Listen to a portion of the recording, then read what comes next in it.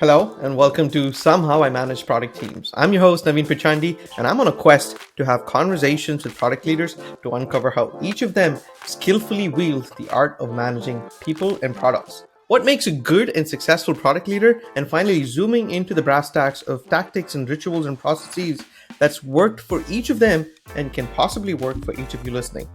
And for the very first episode, I'm joined by Chantal Cox from Meta. Chantal's a prolific product leader at Meta, leading the four pillars: discovery, personalization, new experiences, and notifications on Instagram, focusing on creating communities and new messaging experience for teens.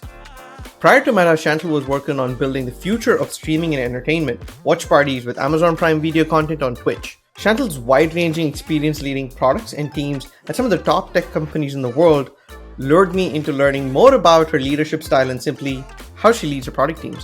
This one's a lot of fun. Let's get into it. For management, press 5.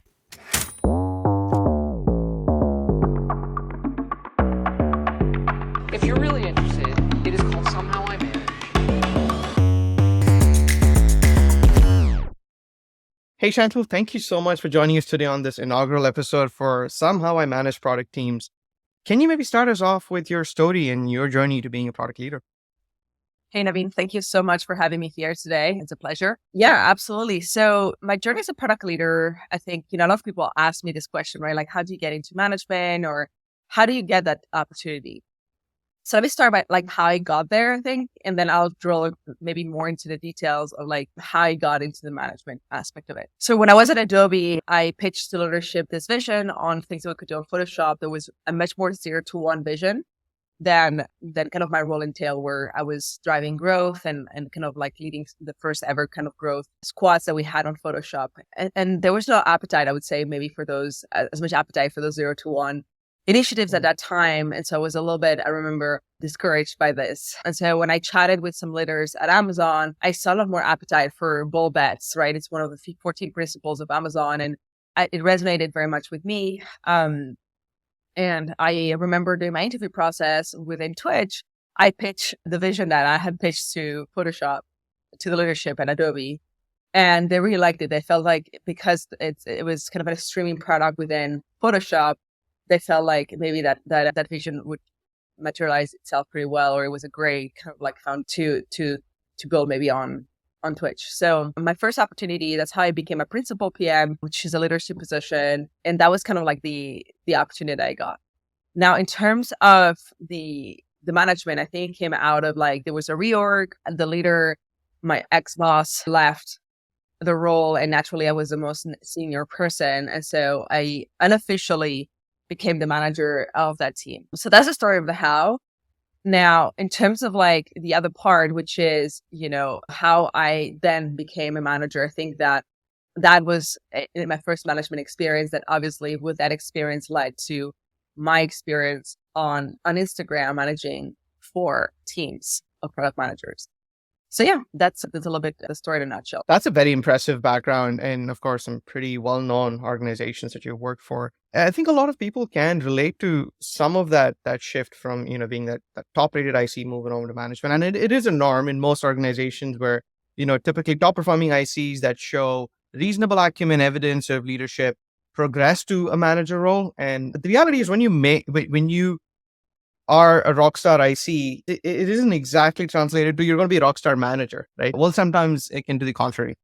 Can you tell us a little bit about your first few struggles being a manager and how did you overcome them? Yeah, absolutely. I think that the first struggle I had was the role was given to me, but non-officially. And so it was not on the organization chart. It was not announced publicly. And so I had to kind of do the job, but behind the scenes. And so that was, I would say, a little tough because I was invited to the meetings, but no, it was kind of like the elephant in the room.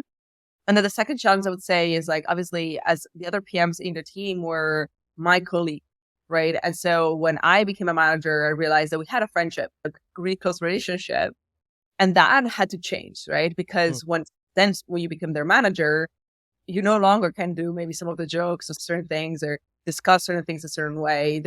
There's a shift in the type of relationship and how that relationship is to be tweaked, right? And so that is a process from both ends, right? From the manager and the person being managed. And then finally, I think I had the imposter syndrome, right? I felt like I was a lot younger than some of my colleagues. I hadn't been at the company as long as some other people who have been longer. And so there are a lot of people maybe who had felt like, why her, right? Is she getting the Hmm. opportunity? I've been so hard and so much, right? And so I think that those are the three aspects of the challenges that I encountered early on. Got it. I'm curious, how did you handle, like, if they report to you now, and how did you Yeah. handle that dynamic a bit? I'm just curious because I went through a very similar journey myself, and I did spend a lot of my initial days, trying to gain their trust and things like that. So I'm curious how all that journey went for you. Yeah. I mean, for me, I guess I at first I didn't think that the change was necessary. I thought, oh, we can just, stay friends and it's great because then we have that close relationship. So things are going to go smooth. But then I quickly realized that when maybe Hmm. something wasn't edited to the level that Amazon requires, something like that, I realized that I couldn't give that feedback as I did before in the past, more as a coach or as a colleague or like, hey, check that. Hmm. I had to be sure that it got changed because then that document was going to go to leadership and I was a reviewer. So I think that the way I approached this was I started noticing, right, first, some of the changes, right, by doing it, right? Because at first you're new, you don't know what it's like. And so you kind of do something and it's kind of a misstep, right? And you're like, oh, that doesn't feel right. And then you start feeling some tension. At least that's how I felt. And so the way at first I did is like, I tried to realize like, okay, what are the levers? What are the things that need to change? Instead Hmm. of addressing each at the second, it's just trying to put it in a bucket, right? And I think that I bucketized kind of like some of the things that had to change. One is our communication style. Another one was the emotional aspect. And third, addressing our friendship, right? Because I think it's if you start working together, you need to kind of like leave that friendship into another bucket so it doesn't go away. And you kind of keep this environment as a professional, but that doesn't mean you need to get rid of it. So I identified those three. And so I created strategies to address each. And so for the first one, instead of like maybe being so casual, I keep it a little bit more professional, set up those meetings with cadence, make sure everybody's on time, right? Setting up expectations as well of like what I'm expecting, which is very different than, when you have a one-on-one with a colleague and you're 5 minutes late, right? It's a different thing when you're a manager. So setting up kind of like the tone of like how the expectations change being from a friend or colleague to a manager. So that's one and align on those. I think the other one is the emotions, right? And so there was, hey, acknowledging that this was really hard for me as well and for the other person and really explain, okay, how are you feeling about this change? What do you think needs to happen for a relationship to function as a manager to report Hmm. and trying to address some of the concerns like, are you the right person as well? Really kind of like expose my vulnerability and be like, I want to learn from you, right? I want to be the best manager for you as well. So can you help me, let's implement those mechanisms for us to be able to communicate clearly with each other. And so that's the second bucket. And the third thing is really this idea of like how this friendship needs to happen or exist, or it can still exist, right? Because sometimes people transition to this management and then they forget about friendship, right? This is a pretty natural thing I've noticed in the past. And I think it's very important to, if you care about that friend, that you keep it. I said that from the three buckets, that one was the hardest one Hmm. by far. Because even though you want to create that line and delineation, it's really hard mentally, right? It's the same. I compare sometimes with like when you used to date someone and they become an ex, but then you become friends somehow. Even though you are friends, there are some memories, there are things. And so it's not completely a friendship or clean. And then it's hard sometimes to not cross that line. So I do think that one was the most challenging. And I still think that it affects their relationship, professional relationships. I do think still that working with friends is a challenge. And especially if you were colleagues before. That's a great point, actually. That fine line of distinction, trying to separate the professional part of it and being a friend. You have to walk that fine line because you could cross that line a little more and be super friendly in some way when you're not supposed to be. To get work done, you probably have to lean more on the professional side. So that's a great point. I think if I were to dig into that a little more, now talking tactics, right? And one-on-ones are probably the most important, recurring meetings as a product leader that you have on your calendar and your most, I Yeah. guess, time that you have with your director. How did you structure your one-on-ones with your team as you kind of talk through these three Oh, category of tactics that you're talking about? And how did it evolve over time? Did you change things over time? And yeah. So one thing that I need notice is, my ex-manager is still a mentor to me these days and she's fantastic. And I did realize that she was very straight to the point, but us as reports, sometimes we felt maybe we didn't have as much of an environment, maybe just hang out and just to like discuss on a weekly, right? It was extremely like straight to the point, right? Like, what are your updates for the week, things like that. And I think that being able to have that environment was really important. So I think that that was one of the things that I did, right, is to implement those kind of like weekly team building Okay. activities, especially during the pandemic. I Nice. did notice that as well with my teams right now. So I would think it's important to find what works for your specific team and what the needs of the team are in that moment, right? So, for example, when layoffs come or things like that, right? It's a different dynamic than if things are going really smooth and everybody's like shooting. So I do think that Mhm. you get a sense of where is your team at because of the macroeconomics, or the team itself or the state of the team, like people are come back from leave or mental break. Like, you need to get a thermometer and get a temperature of the team. Mhm. I think, and those stack to your point, I think will vary depending on that. And it sounds more like you keep a pretty good open feedback loop throughout and learn more as you progress. Can you maybe share an example of valuable feedback that sort of changed your operating style and how you've done things in general? Yeah, absolutely. I think one thing that when I have, especially new team members coming in our team, one of the things that I realize is that I try to set them up for success and, sometimes give them a lot of guidance. And so one thing that I learned early on, that was on Instagram, is I had one report who came into the team and she was really, I would say, willing to do the work, right? And a lot of energy. But I wanted to make sure that there was no missteps because that particular team and environment was looking for a certain type of PM or set of like structure, et cetera. And so for me, I was really trying to tailor her, make sure she was really successful at the beginning by not sometimes showing up as a little bit more disorganized, et cetera. And I think that that was some feedback that was given to me of like, let me fly, right? Let me do my own thing and I will figure it out. And I was so protective. I think that maybe because I'm a mother now, I'm like, I don't want, you never want your kids to fail. You never want kids to get hurt. I felt like I worked that had a little bit of work and maybe, what I learned is maybe you hire very senior people who are capable.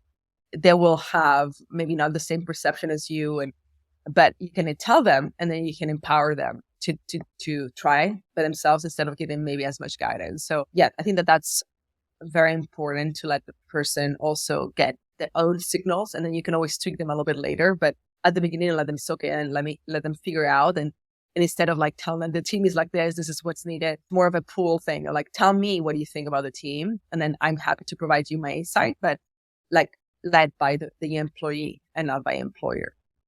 Got it. And that's a great point. I have a 20-month-old at home too, and I've realized ever since I became a dad, there's additional depth to being a manager that I've sort of encountered in my career too. So definitely a good point there.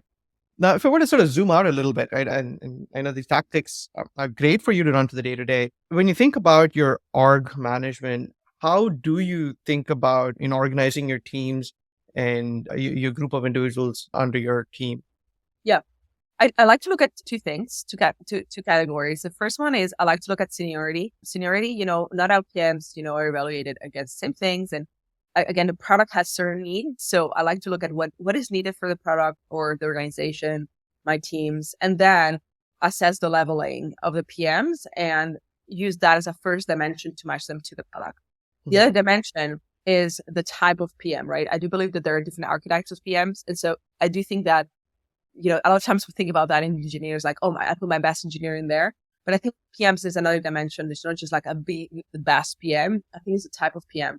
Someone can be an excellent 0 to 1 PM, but if you put them in extremely processy, machine learning, data heavy, maybe more detail oriented project, they will fail or they will not shine as much. So I think it's very important to look at those two dimensions of the team. And then another one is a dotted line, which I call a dotted line, is really like the trust that I'm feeling towards that report. Sometimes it's a hard one because some people are really capable, right? Like, Mhm. like they're really senior and then they have the type of expertise on it. But sometimes if you think I have to put this person in a big bet, you may sometimes want to optimize somebody a little bit less senior that has still that type of the right archetype, but that you feel like they have delivered, so you have a little bit more confidence. So I like to use that I call it a dotted line because it's not like a hard, it's not something you can measure potentially with a number. It's really like has this person maybe in the team? Do they collaborate well? Like it's the confidence that I think they can achieve that. And so that's what I call my dotted line. Got it. So it seems more like there are two vectors that you look at, seniority and competency level. Are there any sort of frameworks that you typically look at in terms of how you measure competency? In terms of, is there like a pool of competencies that you typically grade your PM teams on? Yeah, I think that I don't really like too much grading. I like to think about more about, assessing kind of like, okay, so are you a process PM or like a more like somebody who can scale projects and products and you really think at scale and all the, components, you're really good at blocking privacy, legal, and you can manage Hmm. very complex media projects. Are you a 0 to 1 PM? Are you a growth PM? Somebody who's really good with like funnels and metrics and works really well with marketing and can iterate and work really scrappy? Or are you a very data PM? So I think I have those four archetypes. And to me, I don't like to put a grade on that. What I like to think is, all right, which one are you? I identify that early. And then the leveling, right? Some people are also not what do you see on the resume, or it's also I look within those certain categories, right? Depending on the leveling, I'm looking at the level of ambiguity, the level of 0 to 1, like how much inception or creation do you do versus just do the work that you've been told?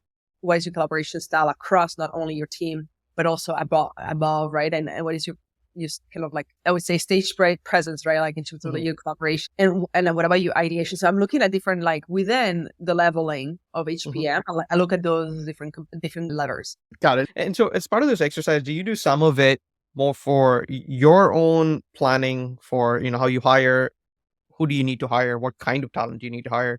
And secondly, do you do this exercise with your team? Like, is there sort of a calibration process that you go through with your team so they're aware that they're good at, data related projects, or they're good at, building some internal tools? And so there's no confusion or rather disconnect between the two of you and kind of how you Yeah. look at what you're. Yeah, absolutely. I mean, one of the things that I do with my teams is like I help them get into themselves. I think that one of the things that happens in big tech companies, you probably experience this, is like there are a lot of reorg, and some PMs end up falling into places that they don't like, and that Mhm. they're not an experts at, and they're either misused or their talent, or they cannot overcome the challenge. And so I think that when I look at people who have not performed that I've managed, I think that it oftentimes is a trifecta between my two dynamics. Like I don't think it was the right like competency. Like maybe they were not a 0 to 1 PM on a 0 to 1 project. They were not the right level, right? Mhm. I have that confidence, and ultimately the fourth dimension, which is the one that they bring, is do they want to work on this, right? It's just super important thing as a product leader, because you don't care about the product you're working on. It doesn't matter. You have the skills and the confidence, right? So I would say those three of my levers are my levers as a manager, but I still need the input. The fourth lever, which comes from the employee, like, are you interested in this kind of challenge, right? And so I think that perfect makes everything will work together. So I think it's very important to also work on the awareness of the reports, because one thing that you do notice when you start managing is that a lot of people want to be 0 to 1 PMs. A lot of people want to be managers, but it's the why isn't, or the level of awareness of like where they're at in that journey is not really accurate. So I think that it's, some people have it, some people don't have that self-awareness. I think it's very important to work on self-awareness. So that's why I like those tests of like personality trait. We also do like the Myers-Briggs, like what type are you? So you can also help and work better with your teams and collaborate better. But also, what are your strengths and what are your weaknesses and what kind of archetype PM you are? And I think that oftentimes you use behavior instead of like thinking who you are. Like, what do you have you done? So instead of like saying, oh yeah, I love 0 to, I often hear that with my PMs, like, oh yeah, I love 0 to 1, big bets. Like, but then you're like, okay, tell me about a big bet in the company you're excited about. How would you think about it? Or tell me, have you done a big bet before? And have you had opportunities? Have you not taken them, and why that is, right? So I try to drill into those more like the action and less about the what I say I am good at, because oftentimes actions speak more than words. And so I oftentimes use that. At that part I do with my teams. The part I don't do so much is like, I think the confidence level, I think it's a very personal manager kind of like information that you need to like, it's usually through performance season, a few conversations with all leaders, how have they seen this person perform, right? So if you're a new leader as well, like you need to get signals from other people, because you don't want to use your bias. That's oftentimes incorrect, by the way. And I think it's so important as a manager to be aware of your bias. And then I think the leveling, obviously, they know they're leveling PMs. And so there's the expectations at that level. So I like to look at past performance, right, as a data point. Got it. And I think the conversation that you mentioned about, trying to invoke that self-awareness, drawing the difference between, hey, here's what I want to be. Here are the books that I want to read, and here are the books that I've read, and here's Yes. who I am. It's definitely a great point. And as uncomfortable as that conversation might be, you know that at the end of it, both of you will end up at the right spot. That is, I'm sure the team member is kind of aware of their strengths and what they need to work on. And I'm Yeah. sure you've done your job in kind of conveying that. So great point there for sure. And I want to switch gears a little bit because when I think about a product leader, you kind of have these two pillars of success, right? You gotta manage, build, and grow an amazing team, but Yeah. you are also looked for how you make decisions and kind of define your strategy for where the product needs to go in some way, I think. And so when you think about, making this higher order definition of direction and product strategy, how do you go about, strategy definition and planning? Yeah, absolutely. I think that this is a very interesting one because in a perfect world, you would think the leader takes on the vision of the org. In my experience, I think that it oftentimes is a little bit more complex than that because, for example, when I joined Instagram, I own discovery, personalization, notification, and thread experiences, kind of 0 to 1 bets. And those 4 teams, so like at least the naming and kind of like the scope of them, it doesn't necessarily maybe feel like there is a vision that is like, do you know what I mean? Like it's not just like the vision of Instagram or the vision of Instagram messaging as overall, because there are other teams working on certain parts of it. So it's not like a clean cut. So, I think this is where some of the tactics I think that I've learned in Amazon of like frameworks, right? Flywheels that help you think about your teams and how they can work together for what team needs more of a 0 to 1 vision and which one is more like, we kind of know what we need to do, like notifications, does it really need like a 5-year vision for notifications? Maybe not. Maybe it's more about strategies, right? How we try to get better pushability or whatever that is, right? But like, I do think it's important whenever you have several teams to assess, do I have an overarching product? Sometimes you do. And if so, you need to create the vision of that. But some other areas sometimes may not need a pool for a 5-year vision because not everything needs to be completely innovated on, right? Not everything is 0 to 1 bet.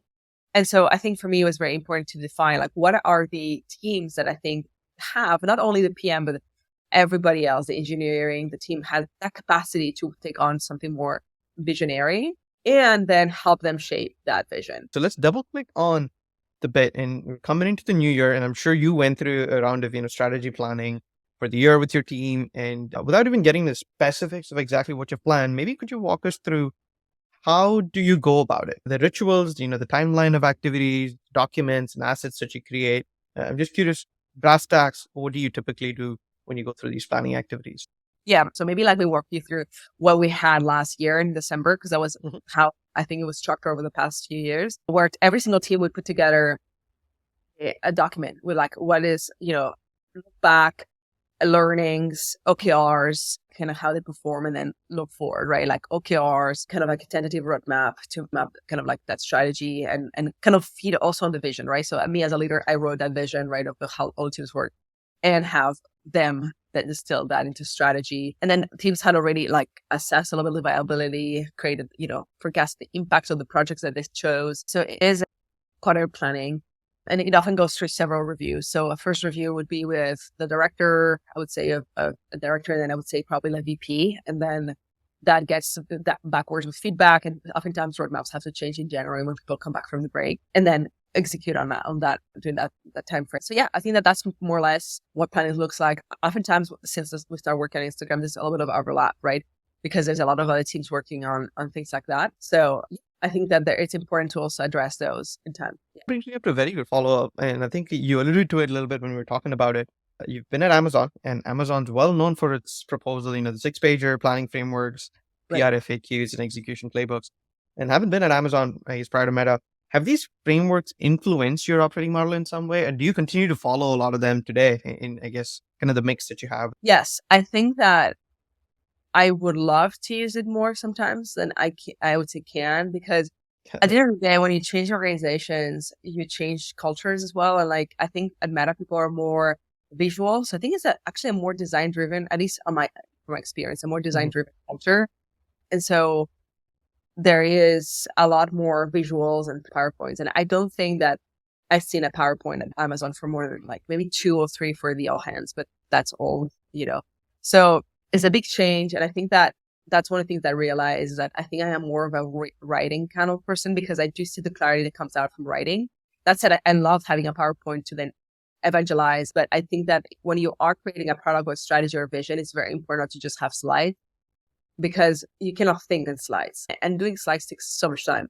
So to my experience, it's better to use my time to write than to create those slides, even though a lot of us are visual. And for me, it was a huge barrier to entry and like really hard for me to like learn how to write. But once you've experienced that and build products with clarity, I think it's very hard to go back to not have that. Yeah, that's a great point. And when I think about, I guess, product leaders, I look at it managing 3 dimensions, managing sideways, downwards with your team, and managing upwards, which brings me to my last dimension. Managing up Yep. is a very important aspect of that, as much as managing down. And some, I guess I would argue it's more important because as we look to garner executive buy-ins in important projects where necessary, people look up to us as product leaders and senior managers, directors, and above.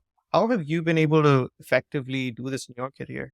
Yeah, I think manage up has probably been like one of the harder things for me, to be really transparent with you. I think I'm more of a, like kind of the Robin Hood, like I'm more of like I love my teams. I really try to get the best of my PMs, coach them, make them feel really, safe and being transparent and help empower them. And one thing that I did notice is that some other people, maybe who are not as good managers, they tend to be more managing up, right? And ended up sometimes getting more success or more credit. And so this is something that's really been hard for me because sometimes I feel, at least I felt early in my career that if you work hard and your teams love you and you deliver incredible impact, the work will speak by itself and leaders will grow your scope and reward you. So I think it's very important to manage your boss. Like this is something that I learned in the last few years. Don't wait for your boss to manage you. You need to tell your boss like, hey, these are the updates. This is what I've been doing. This is all the great work my teams are doing. And it is a little bit of a sales pitch, but that's what managing up to me is. A lot of it is surfacing all the great work that you're doing and not passively waiting for somebody to see it. But because leadership is so busy, just surfacing it up, show all the work that you're doing, express all the challenges and how you overcame. Don't show up with problems, show up with solutions to big challenges. Don't complain, right? Come up with, again, solution oriented, have a positive attitude, be relatable, help your leader, right? What can I help you with? Propose help. Try to be in the forums where those leaders are, whereas it is a happy hour. Try to use any opportunity you can to bond with leadership. And that is a lot harder because if you are actually trying to be a good manager, you are spending so much time with your teams and your reports and reading the documents. It truly is really hard to be a really successful leader. And for me, I've oftentimes have found that the ones who actually like manage up and kind of like really work upstream, they tend to be rewarded. But then a lot of the people underneath had a horrible experience. And so for me, it's always been the reason why I also want to be in a leadership position is because I want to learn how to do them both well. And I'm not willing to compromise. That's a very honest answer and a great perspective. So thank you for that. I guess I'll finally leave it. I know you kind of walked us through the amount of work that we have to do, and we kind of have to juggle multiple hats at the same time. What kind of frameworks and tools do you use to self-organize and do all of that? Yeah. Look, I am a very pen and paper kind of gal. And so what I usually do, and I can show you an example, I have like basically a piece of paper like this, which is called Today. And in the morning, what I do is very simple. Think about my day, look at my meeting, read in my calendar, and what needs to accomplish. And I have my P0s of the day. So I prioritize everything and I put a line then what I think based on my experience where I can handle, and then everything else is P1. And then I finally have at the bottom, I have like what needs to be accomplished this week or something that needs to happen in the next month. Like looking a little bit forward and keep that as is always in my head. I'm very much like of the cross whenever the task is done to give myself that encouragement. And I try to like, whenever I write the tasks, address the more creative and harder at the beginning of the day, because that's when my energy is higher. And so I usually also try to reshuffle my calendar in the morning, depending on my energy. So some days I wake up super creative. I have an idea on a vision, cancel 3 or 4 meetings and move them so I can, have some heads down and think. And so I usually like to use my mornings. I grab a coffee and just like think for the first couple hours before I jump into meetings and everything. And so one tendency I try to avoid, which is still working on, is not looking at my Slack or, whatever tool that depending on the company or email. And then once you have done that, you're screwed because then you start wanting to respond and the person respond back and you don't know what happens. It's already 11:30. It's awesome to hear that because I can relate to so much of that because I'm like a very visual key person too. So definitely Yeah. with you there. So we've got a bunch of rapid fire questions that I want to go through quickly. So are you ready? Let's go for it. Cool. So what's your most recent wow moment using a product? Yeah, I think that, I use this equipment for a workout called Tonal. It is, so I have built on in the back and despite loving this product, by the way, I still love it. And I think there are a few things that are limiting in terms of the workouts, right? It's a huge piece of equipment, but you can mostly only do bike, right? So Tonal is like this kind of like mirror that you can put on your wall. It takes very little space and you can actually work on your entire body. And it has weights because it's a core kind of experience. I thought that I would find it really strange not having a mirror, being able to see myself. And I'm not really good at coordination. So for me, like if they do left, we'll all do right. And then it has kind of two things that come out of it. And so when my father-in-law showed me that device, I was like, there's no way I'm going to I just want to pick up weights, but it is so easy to set up. Like there's some buttons on the external part of it. It's so simple. It's really engaging, right? The experience with the teacher is really engaging, right? And finally, it's really customizable. I think it works if you're trying to lose weight, if you're trying to get strong, and that ability to like add weights with a click versus having to go and get other weights. And again, have this volume of weights in your house, depending, right? Of like ranging from 5 pounds to 100, which takes a huge rack. And having that minimalistic approach is absolutely fantastic. So love that minimalist simplicity, love the interactivity aspect and the customization. I think it's fantastic. And it takes so little space as well that I think you get your money's worth. Oh, that's awesome. Second, if not a PM, what other profession do you think you would be otherwise? Well, you probably know that I studied architecture. So I think that I love the idea of design as well. So I think I probably would have been a designer. I love design. I do feel like I've never really done design for work because it's something I like to do. And so if I worked in something I like to do, I worry that that passion is going to go away. But it is definitely for me, like when I went to architecture school, we used to like draw people, and spend hours and hours drawing buildings in real piece of pen and paper.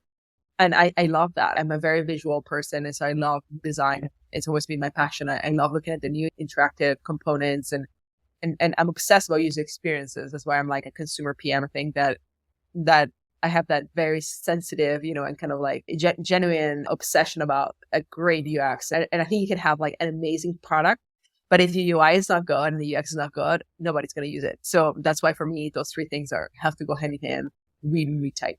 Absolutely. And I'm with you that way. Sometimes I just buy the books for the cover because I like the cover. So I'm very design leaning in that way too.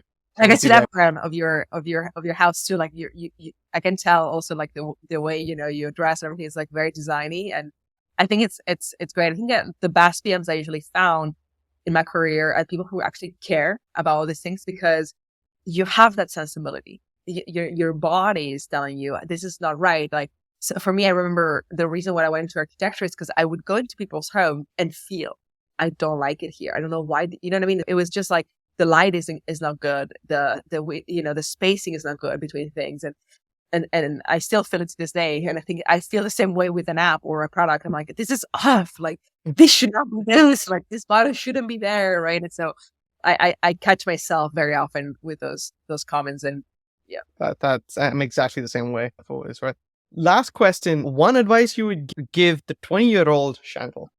Oh my goodness. I think that the 20-year-old me had my first kid at 28. So I think that one thing I would tell myself is you can wait a little longer having kids, because one thing that I did learn is that, in your career, it's oftentimes, hard to grow your career and have young kids, especially as a woman. So I think that probably I would have liked to figure out earlier on, maybe do more startups, and maybe, or take on roles that are more demanding earlier on in my career. To be able to then get to a certain experience and not have to learn that while being with a new baby, etc. So that's one thing that I'll learn. So when I spend your 20s, at least that's what I would tell myself, is spend your 20s learning. Don't just take time to travel and enjoy life. That's super important as well. But take the time to grow your career between your 20s, because turn 20 to 30 as a woman, it is the time for you to like double down. Like take the hard roles, don't settle in those companies that are known for good work-life balance. We all want to thrive for that, but use that time to really, learn. When I was at Amazon, I learned so much. I worked so much as well. Same thing at Meta, but those were companies that were called growth companies where you're growing, you're stretching, you're giving a lot of yourself. So when you have small children like I do and work in these companies, it's extremely tough. So if I would have done differently, I would have taken the Amazon and Meta in my 20s and leave in my 30s, maybe in this period of my time, a little bit like a different kind of role and type of company where I was not growing exponentially as I had to. That's great advice. But this has been phenomenal. Maybe before we wrap up, where can we find you on the internet, Chantal? I think I'm most active on LinkedIn. I know that a lot of people use Twitter, but I haven't still gotten the time, I would say, probably to figure that out. So especially now with the controversy of Twitter, I think I'm going to park that aside for a second. But definitely on LinkedIn, I think that's the best platform. Got it. That's great. Thank you once again for taking the time to chat with me today. I must say a special thank you for graciously and enthusiastically supporting this when I reached out. You were actually one of the very few people, or first people that I reached out, and I kind of cold LinkedIn message. And I wasn't, sure if I would get a response back and things like that. I think you were very enthusiastic and very supportive. And so I definitely have a wholehearted thank you so much for doing this. And this has been a blast. Thank you, Chantal.